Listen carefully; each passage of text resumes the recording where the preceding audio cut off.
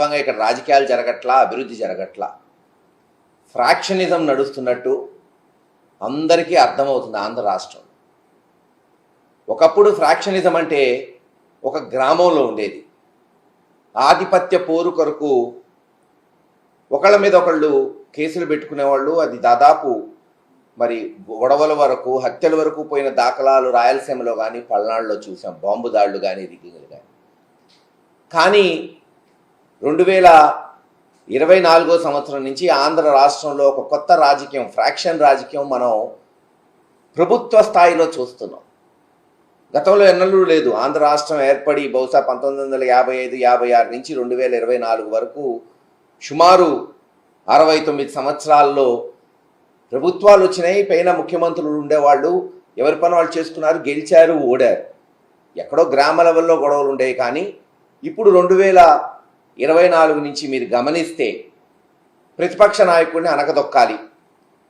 ప్రతిపక్ష పార్టీలోని social media వాళ్ళు కావచ్చు, నాయకులు కావచ్చు, ఎమ్మెల్యేలు, మాజీ మంత్రులు, ఎవరైనా మాజీ ఎంపీలు, లేదు ఇప్పుడున్న ఎంపీలు కావచ్చు, ఎమ్మెల్యేలు కావచ్చు, అక్రమ కేసులు పెట్టడం, అక్రమంగా వాళ్ళని జైళ్ళకు పంపించటం, చివరకు ఐఏఎస్ ఐపీఎస్ని కూడా రిటైర్ అయిన వాళ్ళు కావచ్చు, ఇప్పుడు పనిచేస్తున్న వాళ్ళని సస్పెండ్ చేసి వాళ్ళ మీద కేసులు పెట్టి అనగదొక్కాలి. ఎట్టుందంటే వాళ్ళకు అవకాశం ఇచ్చింది తెలుగుదేశం పార్టీకి, చంద్రబాబు నాయుడు గారికి, లేదు జనసేన బీజేపీకి ఒక అవకాశం ఇచ్చారు జనం. మీరు ఇచ్చిన హామీలు నిలబెట్టుకోండి, ఎవరూ దానికేమో అడ్డం తగలట్లేదు. వైఎస్ఆర్సీపీ పార్టీ కావచ్చు, జగన్మోహన్ రెడ్డి గారు కావచ్చు. ఇంకా చేయమని మేము డిమాండ్ చేస్తున్నాం. బాబు మీరు ఇచ్చిన హామీ నిలబెట్టుకోండి, ప్రజలకి న్యాయం చేయమని అడుగుతున్నాం. అది చేయలేకపోగా జగన్మోహన్ రెడ్డి గారికి మాకు అడ్డం, రేపు మళ్ళీ అధికారంలోకి వస్తాడేమో, సంవత్సరంలోనే ఈ ప్రభుత్వం భ్రష్టు పట్టిపోయింది, అక్కడేమో గ్రాఫ్ పెరిగిపోతుంది, అంతంత మాత్రాన గతంలో వాళ్ళు చెప్పినవన్నీ అబద్ధాలుగా ప్రజలు గమనిస్తున్నారు. మళ్ళీ జగన్మోహన్ రెడ్డి గారు ఈరోజు మీరు చూస్తున్నారు, ఎక్కడికి పోయినా బ్రహ్మరథం పడుతున్నారు.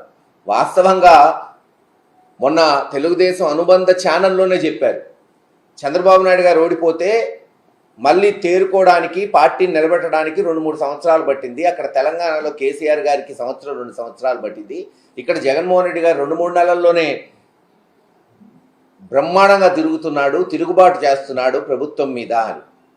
ఇవన్నీ గమనించి ఎలాగన్నా అనగదొక్కాలి, వైఎస్ఆర్సీపీ పార్టీని, కార్యకర్తల్ని భయపెట్టాలనే కోణంతో అక్రమ కేసులు. ఈరోజు లిక్కర్ కేసు, స్వయాన జగన్మోహన్ రెడ్డి గారి దగ్గర పనిచేసిన ఐఏఎస్ ధనంజయ రెడ్డి గారు కావచ్చు, గత 20-30 సంవత్సరాల నుంచి ఓఎస్డీగా పనిచేస్తున్న కృష్ణమోహన్ రెడ్డి గారిని, అనేక మందిని, రాజశేఖర్ రెడ్డిని, లేదు అనేక మందిని, అసలు ఎట్టి పరిస్థితుల్లో బెవరేజెస్ కార్పొరేషన్ కానీ లిక్కర్కి కానీ సంబంధం లేని వాళ్ళని ఆధారాలు లేకుండా కేవలం తీసుకొచ్చి ఇదిగో 3,000 30,000 వాళ్ళకి ఇష్టం వచ్చినట్టు ఒక్కొక్క దగ్గర ఒక్కొక్క మాట్లాడుతున్నారు తెలుగుదేశం నాయకులు. ఒకళ్ళు 3,000 అంటారు, ఒకళ్ళు 13,000 కోట్లు అంటారు, ఇంకొకళ్ళు 16,000 కోట్లు స్కామ్ జరిగింది. ఏదైనా చెప్పచ్చు కదా, అబద్ధం ఆడడానికి దానికి రుజువు ఎందుకు?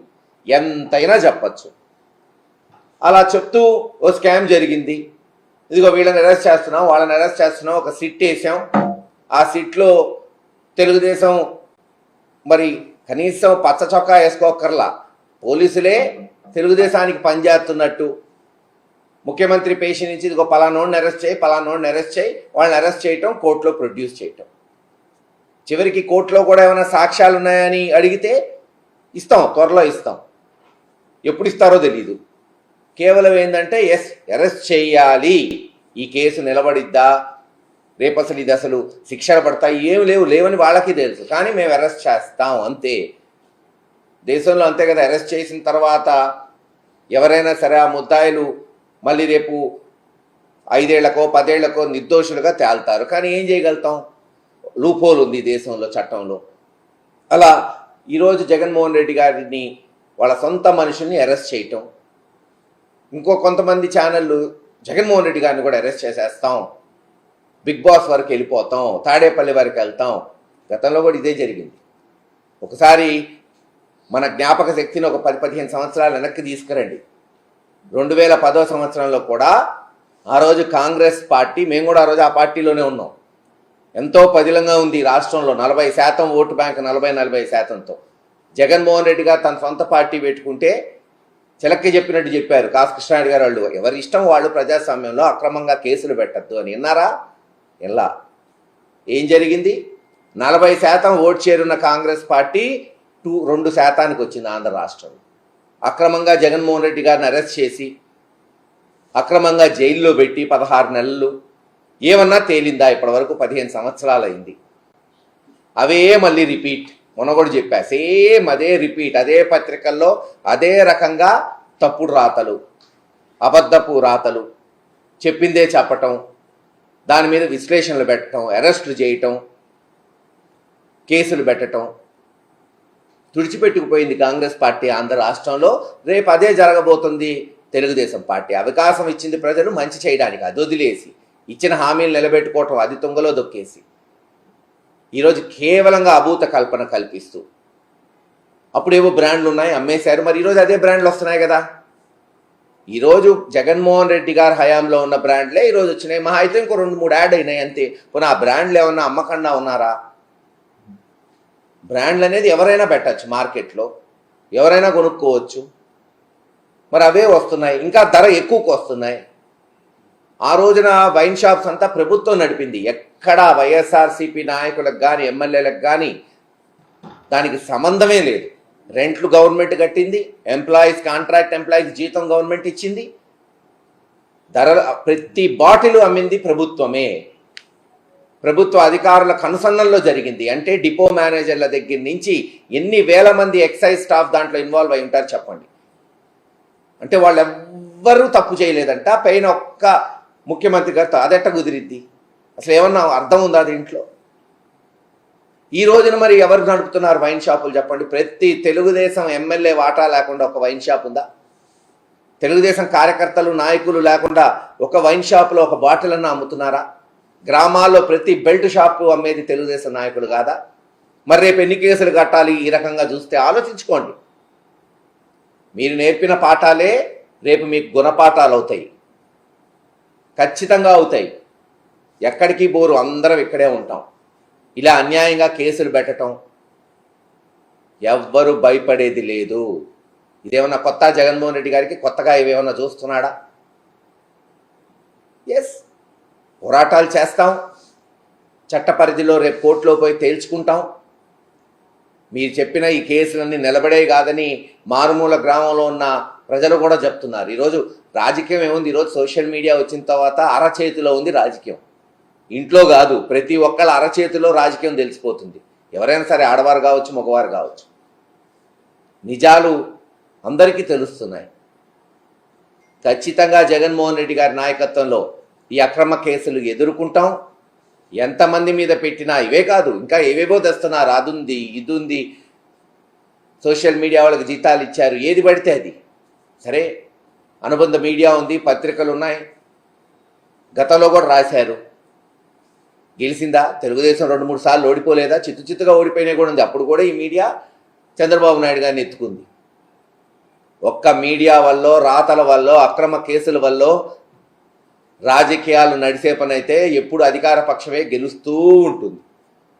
83 నుంచి ఈరోజు 2025, అంటే దాదాపు 42 సంవత్సరాల్లో సగం సార్లే తెలుగుదేశం గెలిచింది, సగం సార్లు ప్రతిపక్షం, అది కాంగ్రెస్ పార్టీ కావచ్చు, వైఎస్ఆర్సీపీ పార్టీ కావచ్చు, గెలిచిన దాఖలాలు చూశాం.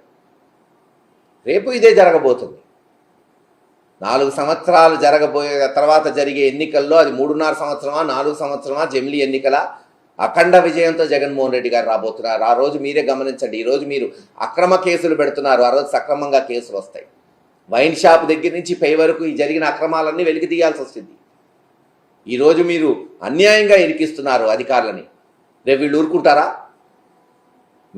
మీరు పెడుతున్న ఎవరో ఒక మహిళని బాంబే నుంచి తీసుకొచ్చి కేసు పెడుతున్నారు. రేపు అదే మహిళ వచ్చిద్ది, లేదు గత ప్రభుత్వంలో నన్ను భయపెట్టి కేసులు పెట్టించారని చెప్పింది. ఇంతేగా జరిగేది. అసలు ఆమె ఏంది? ఆమె క్యారెక్టర్ ఏంది?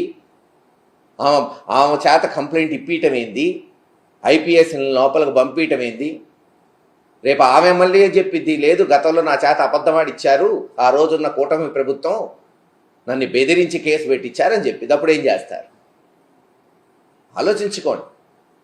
ఒక్క ఓటు కూడా దీనివల్ల మారేది ఉండదు. ఇంకా ప్రతిపక్షానికి ఏదైతే వైఎస్ఆర్సీపీ పార్టీకి లక్షల ఓట్లు మారుతున్నాయి ఈ సంవత్సరంలో. అయ్యో అనవసరంగా ఈ కూటమి ప్రభుత్వానికి ఓటేశామో, ఇంకా ఎక్కువ ఇస్తా అన్నారు జగన్మోహన్ రెడ్డి గారి కన్నా, ఆశపడ్డాం, ఈరోజు దగా పడుతున్నాం. జగన్మోహన్ రెడ్డి గారు ఉంటే కనీసం ఆ 13,500 అన్నా రైతు భరోసా వచ్చేది, ఆ 15,000 అన్నా అమ్మఒడి వచ్చేది, ఆ ఆసరా వచ్చేది, ఆరోగ్యశ్రీ సక్రమంగా నడిచేది, ఫీజు రీఎంబర్స్మెంట్ పిల్లలకి ఈ సంవత్సరం ఫీజులు కూడా కట్టల, కనీసం స్కాలర్షిప్లు కూడా ఇవ్వాలి ప్రభుత్వం. అనగదొక్కాలి అనే ఒకే ఒక జపంతో ముందుకు పోతున్నారు. ఖచ్చితంగా వచ్చే కాలంలో క్షేత్రస్థాయికి పోయి పోరాటాలు చేసి ప్రజలకి నిజాలు తేటతలమయ్యేటట్టు చెప్పి, ఎట్టి పరిస్థితుల్లో కోర్టులలో పోరాటాలు చేసి న్యాయస్థానంలో న్యాయం గెలిచేటట్టు చేసి బెయిళ్లు తీసుకొని వచ్చి కూడా పోరాటాలు చేసి మళ్ళీ వైఎస్ఆర్సీపీ పార్టీని గెలిపించుకుంటామని తెలియజేస్తున్నాం. 5-6 దశాబ్దాల నుంచి మీ కుటుంబం రాజకీయాల్లో జాతీయ స్థాయిలో ఇప్పుడున్న ఎలాంటి జాతీయ స్థాయిలో కానీ రాష్ట్ర స్థాయిలో కానీ ఇలాంటి చూసారా? నేను మీకు అదేగా చెప్తుంది. 1955-56 ఆంధ్ర రాష్ట్రం ఏర్పడింది. ఇది 2025. నేను కాదు, ఎవరూ చూడలా. ఫ్రాక్షన్ పాలిటిక్స్ నడుస్తుంది ఈరోజు ఆంధ్ర రాష్ట్రంలో. ఫ్రాక్షన్ అంటే ఏంటి? ఆధిపత్య అవతల వాడిని అనగదొక్కాలని అక్రమ కేసులు పెట్టడం, తొక్కాలని చూడటం. అది జరగదంటున్నా. ప్రజాస్వామ్యంలో అది గతంలో జరగలేదు, రేపు జరగదు. ఇప్పుడంటే ఏదో ఎమ్మెల్యే లెవెల్లోనో గ్రామ లెవెల్లోనో చూసేవాళ్ళం, ఈరోజు రాష్ట్ర లెవెల్లో చూస్తున్నాం. ఖచ్చితంగా 40% ఓట్ చేరున్న జగన్మోహన్ రెడ్డి గారికి ఇప్పటికే అది 46-47కి వచ్చేసింది. భారీగా పెరిగింది. అవి వాళ్ళకి తెలుసు కాబట్టే కదా. ఇంకా ఈ స్టాటిస్టిక్స్ సర్వేలు మాస్ లీడర్ అయిన జగన్మోహన్ రెడ్డి గారు పెద్ద పట్టించుకోడు, ముందుకు వెళ్ళిపోతాడు. కానీ చంద్రబాబు నాయుడు గారు నిత్యం సర్వేలు చేయించుకుంటుంటాడు. అది చూసే కదా ఇప్పుడు ఇదంతా జరుగుతుంది. ఇదేందిరా సంవత్సరంలో అధికార పార్టీకి ఇంత కుంగిపోవటం ఏంది, ప్రతిపక్ష పార్టీకి ఇంత పెరగటం ఏంది అని తెలుసుకొనే ఇంకెట్టయినా ప్రతిపక్షాన్ని తొక్కాలి. ఎందుకంటే ఆయన ఇచ్చిన హామీలు నిలబెట్టుకోలేరని తెలిసిపోయింది కదా. కుదరదు, ఇచ్చేటప్పుడే తెలుసు. కానీ ఇప్పుడు ప్రజలకు తెలిసింది. అప్పుడు చంద్రబాబు నాయుడు గారికి తెలుసు, ఇప్పుడు ఆంధ్ర రాష్ట్ర ప్రజలకు తెలిసింది. ఇవి జరగదు, జరిపించరు.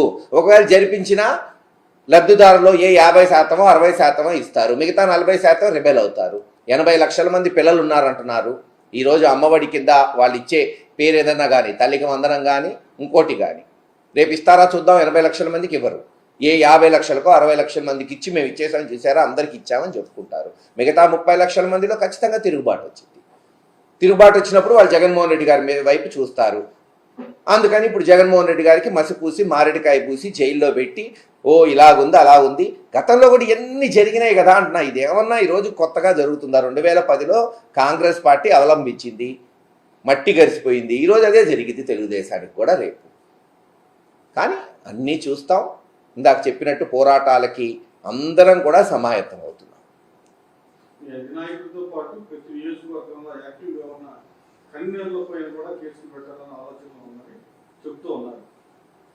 ఒకటే చెప్తున్నాం, చెప్పేది ఏంది? ఈరోజు చూస్తున్నాం కదా పాపం. ఎవరా సోషల్ మీడియా వాళ్ళు? తెలుగుదేశానికి సోషల్ మీడియా పనిచేయలేదా? గత 5 సంవత్సరాలు 7 సంవత్సరాల నుంచో మనం సోషల్ మీడియా చూస్తున్నాం. అంతకుముందు ప్రింట్ మీడియా ఉంది, ఎలక్ట్రానిక్ మీడియా ఉంది. బహుశా 2015 నుంచి 17 నుంచి సోషల్ మీడియా, వాట్సాప్లు లేదు ఫేస్బుక్లు, ఇన్స్టాగ్రామ్లు, ట్విట్టర్లు పెరిగిపోయినాయి ఈ దేశంలో, ప్రపంచంలో. ఇప్పుడు సోషల్ మీడియాలో పెట్టిన వాళ్ళంతా ఏమన్నా రాష్ట్ర నాయకులా లేదు నియోజకవర్గ నాయకులా? అందరూ పాపం ఒక పార్టీ అభిమానులు. గతంలో ఎక్కడన్నా తెలుగుదేశానికి పెడుతున్న వాళ్ళ మీద ఈ 111 కేసులు లేదు, ఇన్నిన్ని రోజులు 5 కేసులు ఒక్కొక్క నియోజకవర్గంలో వేరువేరు నియోజకవర్గాల్లో పెట్టడం, 3-4 నెలలు బందీయటం మనం చూసామా? ఏదో అభిమానం. జగన్మోహన్ రెడ్డి గారు అంటే, పార్టీ అంటే అభిమానం. వాళ్ళ యొక్క స్వేచ్ఛని చెప్పుకోవాలని పెడుతున్నారు. ఎస్, ఎక్కడన్నా అసభ్యంగా పెడితే ఖండించవచ్చు. నేను తెలుగుదేశం పెట్టట్లేదా? తెలుగుదేశం కార్యకర్తలు ఈరోజు సోషల్ మీడియాలో మాట్లాడట్లేదా? గత 10 సంవత్సరాల నుంచి. ఈరోజు మీరు 5-6 నియోజకవర్గాల్లో పెట్టారు, రేపు 175 నియోజకవర్గాల్లో పెడతాం. ప్రతి నియోజకవర్గంలో వాళ్ళ సోషల్ మీడియా వాళ్ళ మీద రేపు కేసులు ఉంటాయి కదా. మీరు చూపెట్టిందే కదా. అదే చెప్తున్నా, మీరు నేర్పించిన పాఠాలు రేపు గుణపాఠాలు అవుతాయి. ఆ రోజు ఏం చేస్తారు? అందరికి ఒకే చట్టం ఉండాలి కదా. చట్టం, న్యాయం, అధికార పక్షం కావచ్చు, ప్రతిపక్షం కావచ్చు, ఏ కులమైనా కావచ్చు, ఏ మతమైనా కావచ్చు, డబ్బున్నోడు కావచ్చు, డబ్బు లేనోడు కావచ్చు, ఒకటే ఉండాలి. మీరు వ్యత్యాసం చూపలేరు. మీరు ఒక మార్గం చూపితే అది అదే మీకు తగిలిద్ది. ఖచ్చితంగా ఎదుర్కొంటాం. ఎవ్వడు మనోధైర్యం కోల్పోలేదు. ఇంకా మీరు చూస్తున్నారు రెట్టింపు ఉత్సాహంతో పనిచేస్తున్నాం. అది ఇంకా పెరిగేదే కానీ తరిగేది కాదు.